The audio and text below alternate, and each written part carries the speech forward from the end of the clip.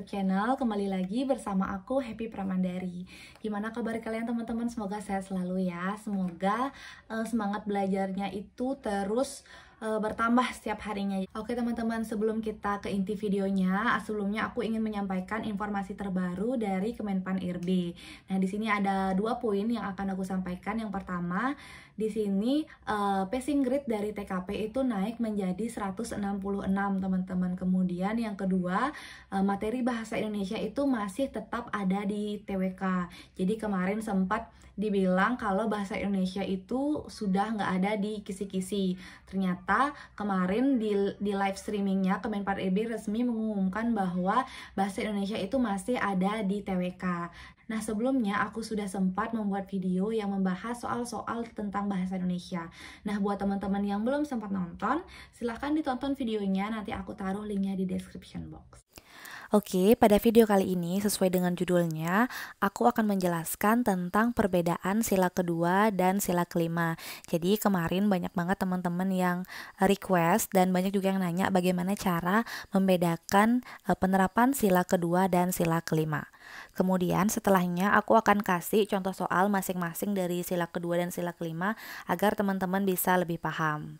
Nah, jadi di sini perbedaan sila kedua dan sila kelima itu ditekankan pada nilai kemanusiaan dan nilai keadilan.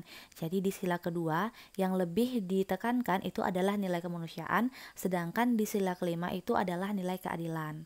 Nah, bunyi sila kedua dan bunyi sila kelima itu sama-sama ada kata adilnya, teman-teman.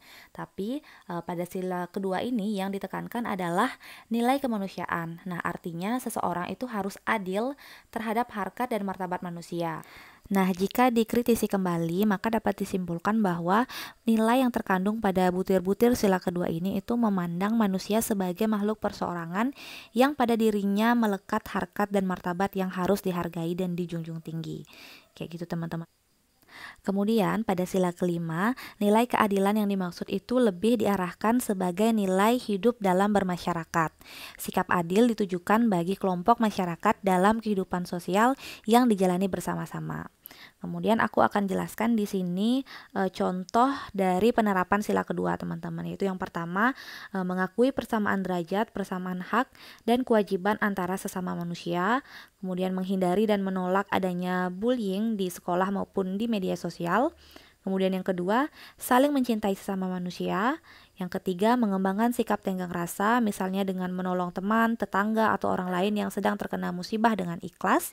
Kemudian yang keempat, tidak semena-mena terhadap orang lain, tidak merasa dirinya paling unggul daripada orang lain, saling menghormati dan mencintai sesama manusia dengan tidak membenci satu sama lain. Kemudian yang selanjutnya, menjunjung tinggi nilai kemanusiaan, misalnya dengan memberikan bantuan baik dana, pakaian, atau makanan kepada korban bencana alam. Dan yang terakhir adalah gemar melakukan kegiatan kemanusiaan. Kemudian yang selanjutnya adalah contoh penerapan dari sila kelima. Nah, di sini ada lumayan banyak, teman-teman. Jadi ini aku bacain beberapa aja. Nanti teman-teman bisa screenshot di YouTube aku. Kemudian bisa baca dan pelajari sendiri, oke? Yang pertama itu ada berlaku adil terhadap sesama, kemudian menghormati hak orang lain atas dasar keadilan.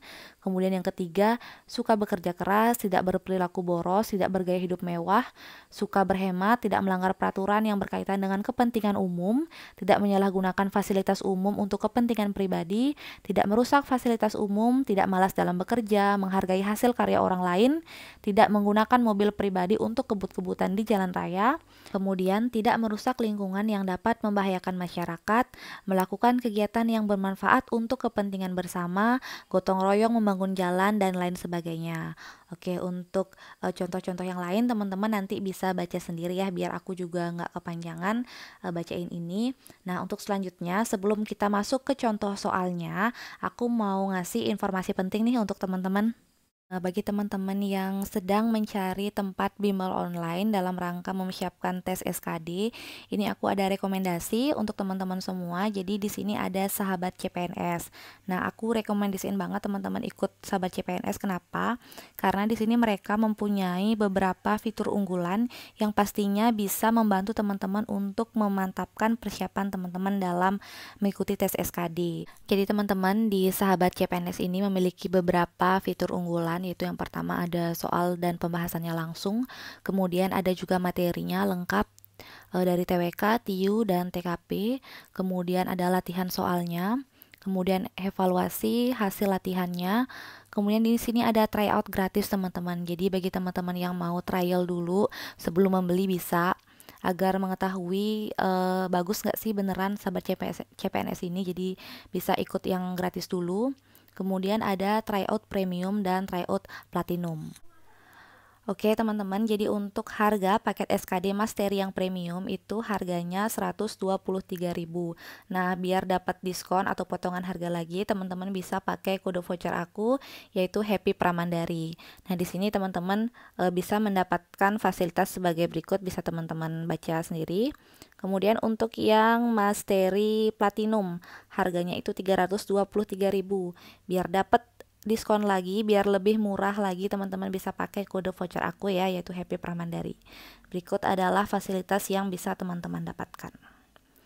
Oke teman-teman, sekian dulu. Jika teman-teman berminat bisa dibuka dulu di websitenya Sahabat CPNS, kemudian dicoba juga dulu free trialnya, tryout gratisnya. Jika berminat silahkan dibeli pakai kode voucher aku yaitu Happy Pramandari. Oke, untuk soal yang pertama, Kepala Desa Bunga mengadakan pelatihan membuat olahan keripik dari umbi-umbian dan pisang. Pelatihan ini merupakan program pemberdayaan masyarakat yang diusung Kepala Desa atas usulan masuk dari warga. Desa Bunga merupakan desa penghasil umbi-umbian dan pisang. Namun selama ini warga setempat hanya menjual bahan mentahnya saja. Padahal jika diolah menjadi aneka keripik nilai jualnya lebih tinggi. Dengan adanya pelatihan ini diharapkan ekonomi warga Desa Bunga bisa mengalami peningkatan.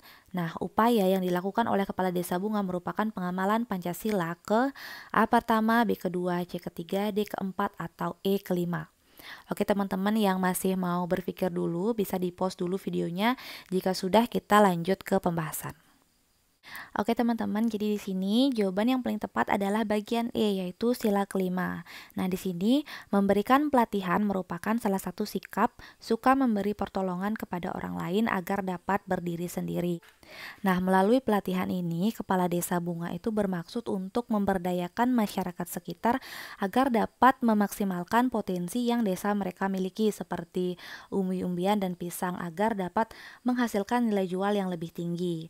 Nah, apabila olahan aneka keripik ini memiliki nilai jual yang lebih tinggi, otomatis taraf perekonomian di masyarakat sekitar tersebut itu menjadi meningkat. Nah, hal ini menciptakan sebuah keadilan terutama dalam pemerataan ekonomi. Nah, hal ini sesuai dengan nilai-nilai yang terkandung pada sila kelima, yaitu keadilan sosial bagi seluruh rakyat Indonesia. Seperti itu teman-teman. Jadi, di sini terlihat sekali perbedaannya kalau pada kasus ini lebih ditekankan keadilan untuk orang banyak seperti teman-teman, nggak ada sisi kemanusiaannya, lebih ke pemerataan ekonomi seperti itu ya. Semoga bisa dimengerti. Oke, kita lanjut ke soal berikutnya. Awal Februari tahun 2020, kabar duka datang dari Taruna Junior berinisial AP yang sedang menempuh pendidikan di Akademi Teknik dan Keselamatan Penerbangan atau ATKP Makassar, Sulawesi Selatan. AP meninggal dunia setelah sebelumnya dia mengalami kekerasan oleh para seniornya. Konon AP dianiaya lantaran ia melakukan pelanggaran berupa tidak menggunakan helm ketika memasuki lingkungan kampus. Setelah dipukuli oleh para seniornya, akhirnya AP menghembuskan nafas terakhirnya. Tindakan yang dilakukan senior AP merupakan penyimpangan dari Pancasila sila ke. Oke teman-teman, jadi ini soalnya lumayan panjang.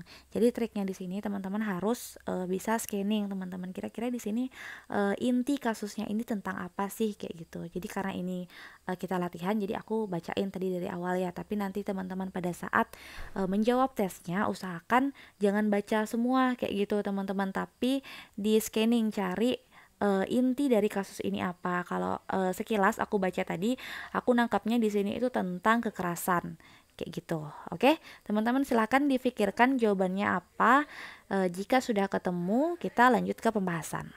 Oke teman-teman, jadi kasus dalam soal ini itu merupakan penyimpangan dari sila kedua, yaitu pada butir kelima. yaitu tidak semena-mena ke orang lain, dan butir keenam yaitu menjunjung tinggi nilai kemanusiaan. Nah, dalam kasus penganiayaan ini itu tidak mencerminkan nilai kemanusiaan, apalagi hal tersebut dilakukan karena hal yang sangat sepele seperti itu. Jadi jawabannya adalah bagian B. Oke teman-teman, soal berikutnya. Widya merupakan seorang entrepreneur. Melalui bisnis makanan siap saji berbahan ikan, berhasil memberdayakan masyarakat di sekitar tempat domisili bisnisnya. Nelayan dan pengusaha cold storage bisa datang langsung ke rumah produksi untuk menjual hasil tangkapannya, sehingga penghasilan mereka lebih stabil. Sementara untuk membantu masyarakat, Widya memperkerjakan masyarakat sekitar di rumah produksinya. Hal yang dilakukan Widya sesuai dengan pengalaman sila ke A pertama, B kedua, C ketiga, D keempat, atau E kelima. Oke teman-teman, silahkan dianalisis soalnya, kira-kira jawabannya apa? Jika sudah ketemu, kita langsung ke pembahasan. Oke teman-teman, jadi soal ini sama ya case-nya dengan soal yang pertama. Nah, tindakan yang dilakukan Widya di sini adalah sesuai dengan pengamalan sila kelima, yaitu pada butir ke-6 dan butir yang ke-11, yaitu memberi pertolongan kepada orang lain dan melakukan kegiatan untuk kemajuan yang merata dan berkeadilan sosial.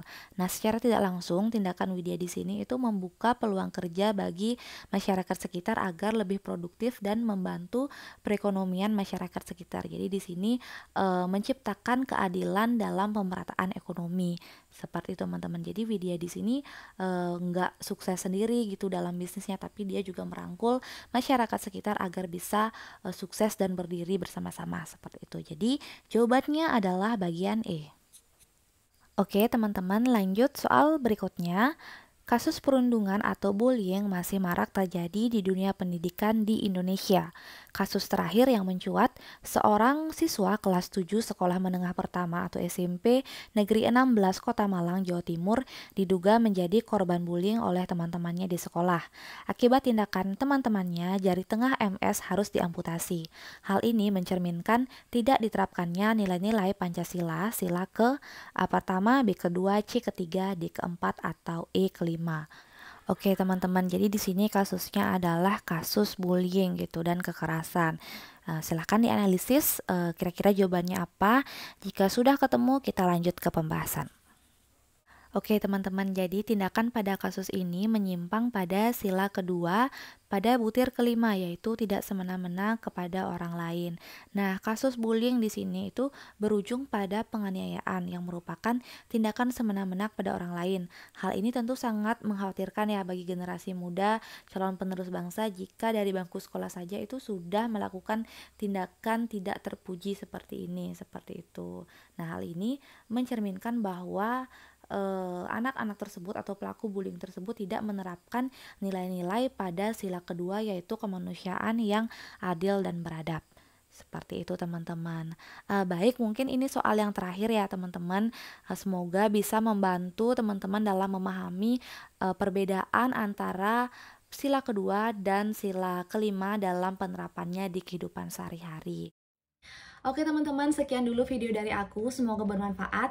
Nah, kalau kalian mempunyai pertanyaan terkait soal-soal atau seputar seleksi CPNS, kalian bisa hubungi aku via Instagram @happypramandari, jadi bisa di follow Instagram aku. Oke, jika menurut kalian video aku ini bermanfaat, jangan lupa diklik tombol like-nya, kemudian bisa juga di komen di bawah kedepannya kalian mau aku buatkan video apa lagi, dan di-share juga ke teman-teman kalian sesama pejuang CPNS agar menebar lebih banyak manfaat. Oke, sekian dulu teman-teman, thank you for watching, I'll see you guys on my next video, bye-bye!